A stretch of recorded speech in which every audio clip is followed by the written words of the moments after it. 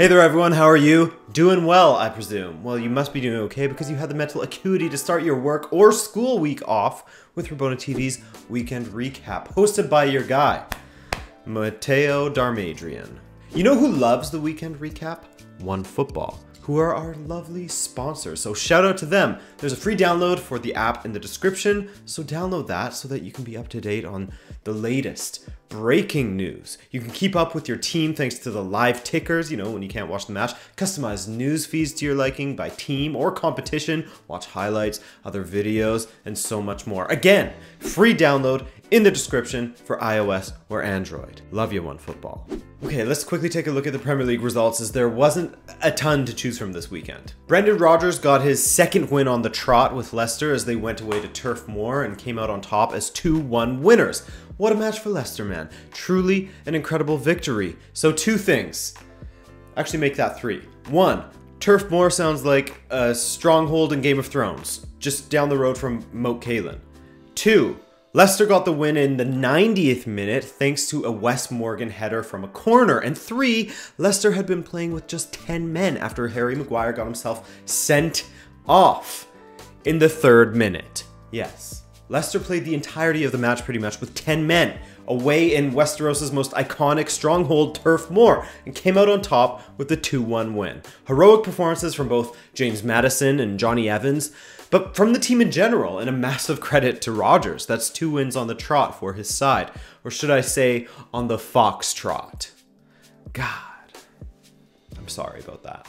Liverpool had a pretty crappy game away to Fulham. After looking solid at the Allianz Arena in Munich, they looked a little bit neutered by comparison at Craven Cottage. I mean, it wasn't for want of trying. There's plenty of effort being put in, and Fulham were happy to sit behind the ball and try to counter, which is what you'd expect from a side at the bottom of the table. So I don't blame them there. But another match and another middling performance from Mo Salah. Sadio Mane, who else, put Liverpool in front in the first half after great combination play with Firmino. I actually thought Firmino was decent in this match, and his cutback to Mane was bellissimo. A rare mistake by Virgil van Dijk during a mix-up between himself and Alisson got Fulham back into the match in the 74th minute, and it just had to be Anfield ledge. Ryan Babel put it away, jilted by an ex-lover. But Sadio Mane, the Scouse savior these days, was hauled down in the box by Rico, and James Milner, Mr. Reliable from the penalty spot, was Mr. Match winner on the day, 2-1 Liverpool. Newcastle and Bournemouth drew 2-2. Chicharito Hernandez came off the bench to propel West Ham to a 4-3 victory after being 3-1 down. And finally, Everton met Chelsea. And once again, Chelsea was back to being crap, man. Mind you, I don't know if they ever stopped being crap lately or if they were just facing easier opponents. But regardless, they did not look good against Everton, a side that almost everyone looks convincing against. Almost everyone. Everton, who have unfortunately slid into mid-table obscurity as of late. And this game was as predictable as you would expect. Everything was the same for Chelsea. Solid first half, invisible in the second half. Marcos Alonso, still shit. Hudson-Odoi and Loftus-Cheek don't start once again. Backline is bipolar, same old same. But let's give credit to Everton for weathering the storm and actually taking their chances. But Chelsea, man, it's Groundhog Day over there. So with that all in mind, the Premier League table is as follows. Liverpool are in first while they wait for City to play their match in hand. And, well, nobody else changed really because nobody really played. I mean, Chelsea missed an opportunity to jump over United. Out of England for now, we'll be back as we look at Italy. Back in Italy after going on vacation from Italy last week. The biggest story in Italy is that Juve will not have an invincible Serie A campaign as they finally lost, and they'll be a little disappointed in the fashion in which they have done so, losing 2-0 away to Genoa. Now, they did rest some players like Ronaldo, Chiellini, Szczesny, Matuidi, but still, you'd expect them to win this match. But Genoa brought on Serie A legend Goran Pandev in the second half, and he destroyed them, setting up former Juve player Stefano Sturaro in the 72nd, then scoring the second himself in the 81st. Juve's first loss, but could the chasing pack take advantage? That is the question I give to you, Italy. You know, I drink the mint tea to help my throat, and it dried it out there. In Napoli's case, yes, as they hosted Udinese in each win. You probably don't even remember what I asked. That was so long ago after this mess up. What I asked was, could the chasing pack take advantage of Juve's loss? And now I will continue to explain whether I think they did or not. Well, in Napoli's case, yes, as they hosted Udinese, and each winger and each striker got a goal for a 4-2 win. However, the match was marred by David Ospina being stretchered off in the 40th minute. He had a head injury in the 5th, was treated, but was cleared to play by the medical staff. Clearly, he never should have continued, as in the 40th minute, Ospina collapsed on the pitch and was sent straight to hospital where he was monitored throughout the night. Man, this happens so often. Like, people take a hard knock to the head, are concussed, and yet the medical and coaching staff are too focused on not using up a substitution instead of prioritizing the health of the player, which is an unfortunate swap of priorities. Anyway, the Milan Derby also played out to a classic, which saw the blue half of Milan come out on top. This was a much needed win for not just Inter as a club, but Spalletti as a manager, as he was in some hot water after a string of poor results, namely getting bounced from the Europa League. But Inter came out flying in the opening stages of the match, getting an early goal thanks to Mattias Vecino. Great header across goal from Lautaro, by the way. Milan did wake up after about 10 minutes, but the first half was quite equal, with the better opportunities falling to Milan. Handanovic had to make a few good saves. In the second, Stefan de Vrij made it 2-0 in the 51st minute from a corner. Great header into the corner that Gigio Donnarumma didn't have a prayer of stopping. Perfect looping header. Oh yeah, that's the other guy that people say I look like is Donnarumma. I don't see it. But anyway, apparently I look Italian, I think is what people are trying to tell me. But after that, Milan finally woke up and Çalhanoğlu's free kick was headed home by Loanee of the Year, Timoyoyoyoy Bakayoko. 6 minutes later, however, the referee gave Mike Dean a run for his money as far as motioning for a penalty goes, as he pulled off the splits. In doing so, whether he meant it or not doesn't really matter, okay?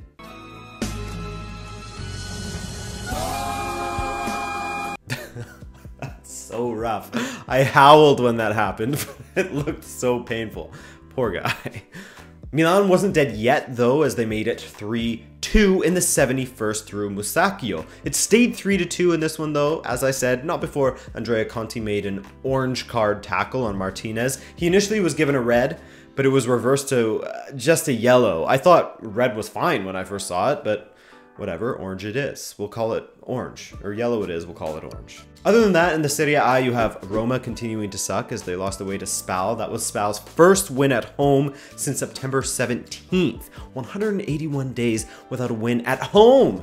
And of course, Roma was happy to hand them that W. Claudio Ranieri, what have you gotten yourself into, man? Every move after Leicester has just been, ugh, not good.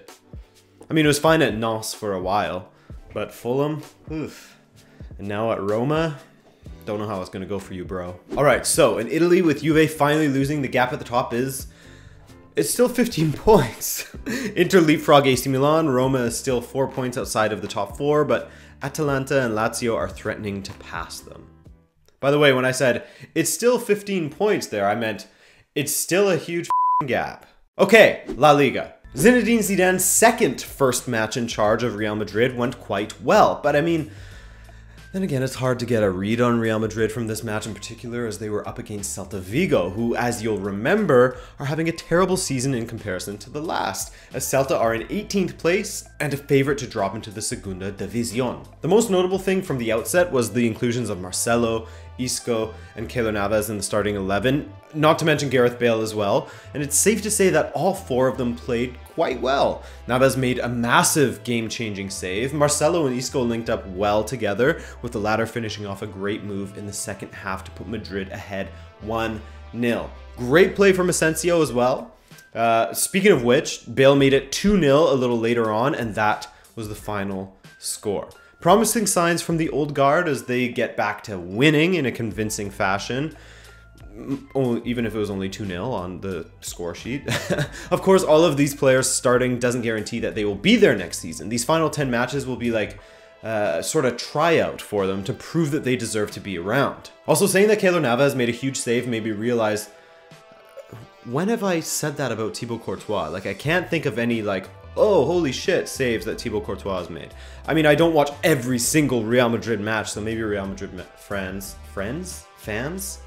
Friends and fans, friends of mine, fans of Real Madrid, could tell me if he has made some big saves this season, because I can't think of any. Atletico Madrid seem as though they are still a bit shook from their Champions League exit and maybe are in need of the upcoming international break. For their return to La Liga action, they had to go away to Athletic Bilbao, who's turned their season around. Griezmann, Diego Costa, and Morata all started, and all three were absolutely toothless, while Jimenez and Godin in the back line looked extraordinarily ordinary.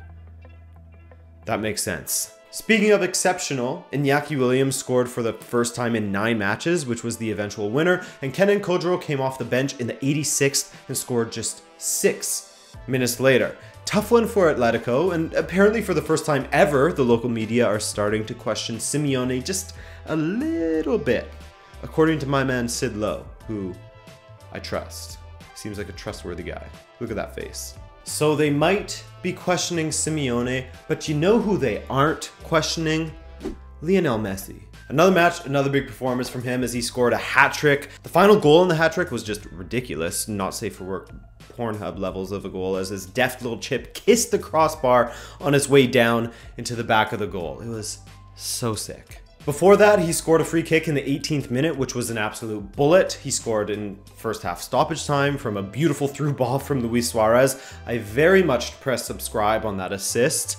Then Gerard Piqué, you'll remember him, the up-and-coming FC Barcelona striker. He dished to Luis Suarez on the center line, and Suarez weaved through the entire population of Seville before finishing past Lopez. Absolute filth, man. Barca were on one today. Every goal was crazy. Toss-up between Messi's chipped goal and Suarez's solo run, but let's be kind and give to Suarez. He deserved it. I mean, he did go down injured after all, and it doesn't look good. Looks like maybe an ankle sprain. The extent of the injury is TBD, although by the time this video is out, it could be D.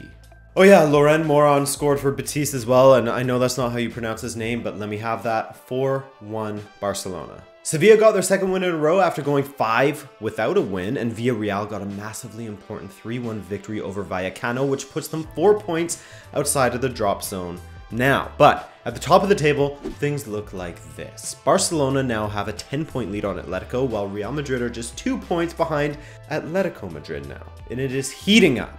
The Bundesliga, bully, let's talk about it, because speaking of heating up, actually, the title race in Germany is one of the tightest or hottest in Europe at the moment. Borussia Dortmund made the first move on the weekend, taking on Hertha Berlin in the nation's capital. And hey, by the way, remember Salomon Kalou?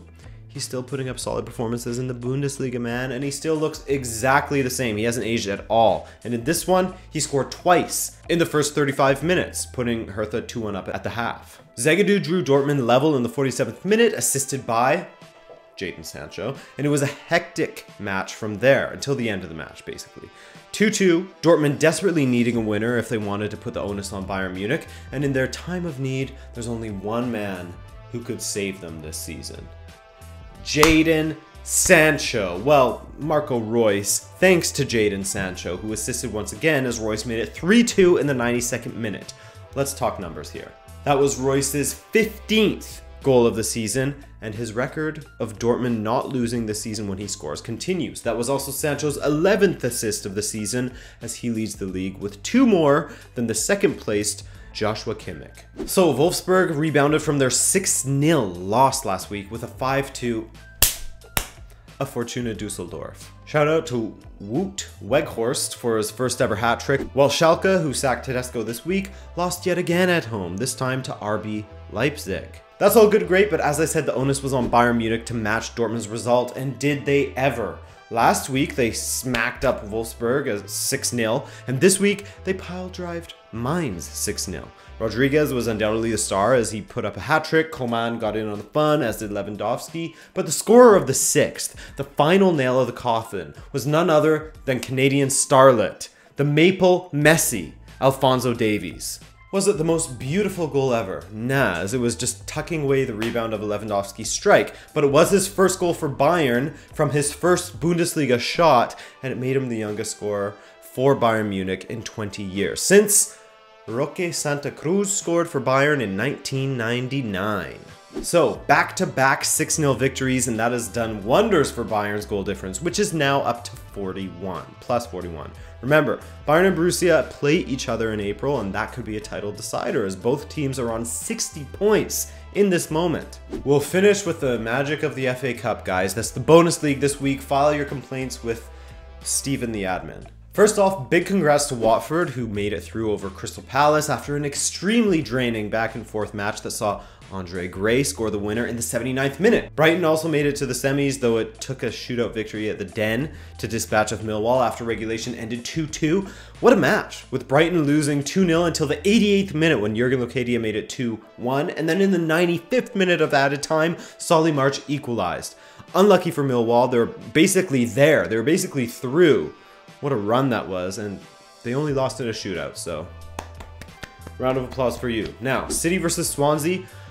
I feel horrible for Swansea as they did so well to go 2-0 up against Manchester City, but as time went on, as they blew their few big chances to kill the game, you just knew City would find their way back into this one way or another. But the way that they did was very unfortunate. Well, first off, Bernardo came off the bench to score a legit goal. Bernardo Silva, that is, the supreme Silva on that team. Then Raheem Sterling clashed with Cameron Carter-Vickers, and let's just say it was a soft pen. I know, I always say that, so it's like the boy who cried wolf, but I think other people are saying it too. Now, there is VAR in the FA Cup, but only at Premier League stadiums, and this match was being played at the Liberty Stadium, so the penalty went ahead. Aguero struck it, it rebounds off the post and off of Nordfeldt's legs and in. Then, City's winner was completely offside. Completely. Aguero heading home from a Bernardo cross, but again, no VAR, so the goal stood.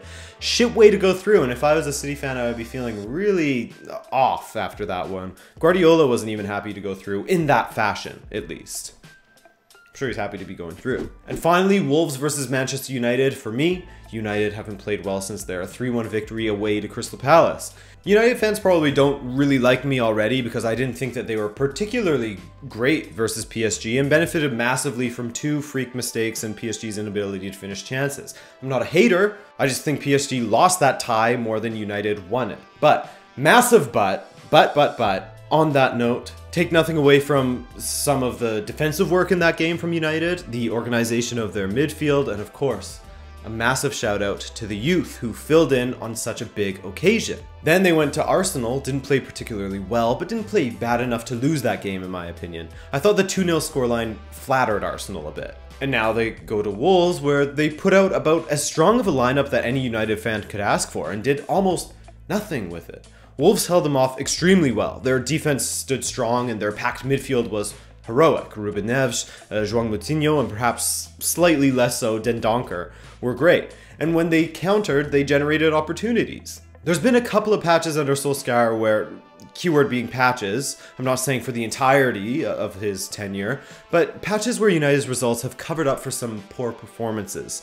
And now with this 2-1 loss to Wolves, which followed a 2-0 loss to Arsenal, I'm very curious to see how the team reacts, because they don't have an easy road ahead, and the man who drove them forward, Pogba, has cooled off a bit in the last few matches.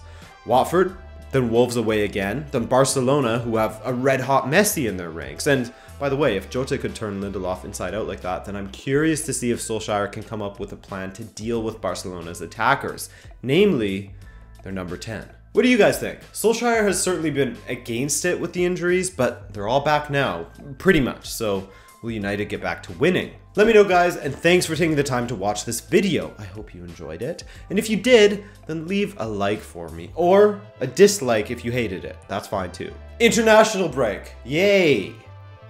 But I'll still have content for you because I love you. I'm Adrian, this is Rabona TV, and have a nice one.